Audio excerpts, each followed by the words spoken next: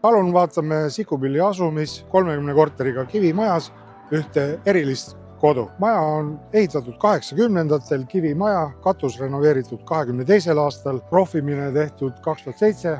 Siin oleks juba natuke vaja parandusi. Eriliseks teeb selle kodu see, et siin on täiesti eraldi sissekäik õuest.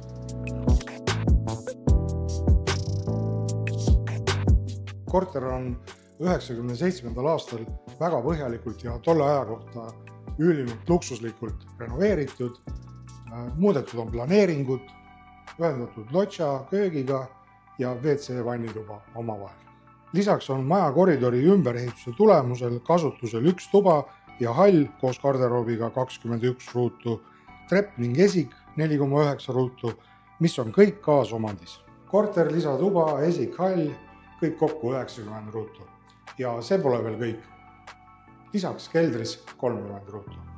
97. aasta plaan oli kogu 111 ruudu suurune pind erastada. KÜ arvestab kulusi korterile 111 ruudu kohta seniajani. Maja korteriomandid registreeriti 2001. aastal ja plaan suuremat 4-toalist ei ole de jure tänase päevani teoks saanud. Seega korteriomand, mida müüme, on 61,8 ruutu. Olge head, palun võtke ühendust ja vaatame üle selle 90. aastate pärli.